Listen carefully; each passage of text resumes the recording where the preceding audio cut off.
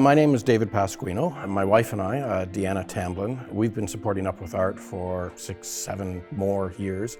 And this year, Deanna and I decided to contribute the wine for Winescape. So 11 of the 12 bottles were ones that I went out and picked for everyone to enjoy.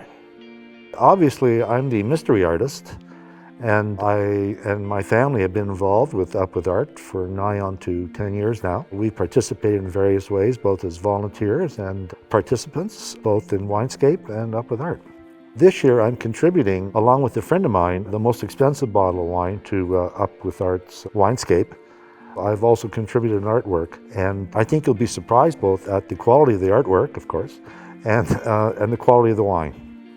There are 12 bottles of wine, and they are matched up with 12 pieces of original art, and we don't know who the artists are, we don't know what the wine is, but all 12 bottles of wine have been selected specifically. 11 of the bottles are on average about $45 each, and then there is one particularly special bottle of wine which is probably about 4 or 5 times that amount. It's probably one of the most fun events because it's a bit of a gamble. You simply don't know what you're getting. The only clue is the work, and you have to guess who the artist is. Quite like this one. It's a dragon, but we've also got some nice grape vines around it.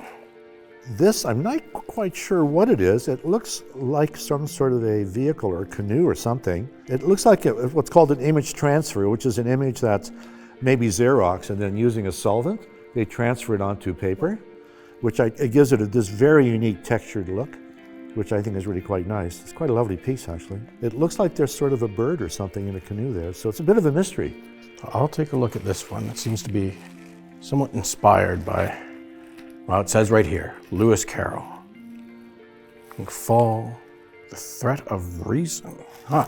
I think this might be some fantastical musical instrument, which is the way I'm reading it.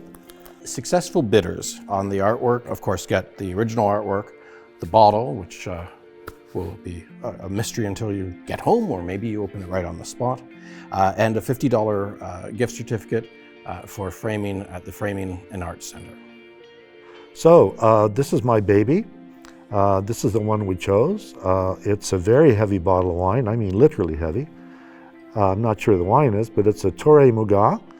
It's a 2005 Rioja, which in Dutch means rood or red. It was quite not a challenge choosing it, but it was a difficult decision because there were so many good things to choose from in that tiny little cabinet up in Masonville Mall liquor store, the stuff that's kept under lock and key. But we finally made a decision, and I think we made the right one. I mean, compared to all the other wines, it's probably exceptional. I chose 11 of the 12 bottles of wine that are part of the auction, and I've decided to highlight 2 of them here.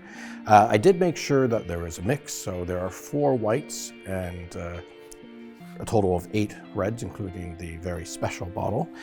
This one in particular is a Napa Valley. It's a Stag's Leap Chardonnay. So I tried to pick bottles of wine that are well known for those regions. And the other bottle of wine that I wanted to highlight was particularly one that similarly, if whoever is the successful bidder for this wine, if they want to invite me over, I'd be more than happy to bring appetizers, maybe? Anyway. Yeah, I'll go with you. Okay, yes. So this is a Jackson Estate Pinot Noir. It's a 2013 from New Zealand, and I particularly love Pinot Noirs from New Zealand.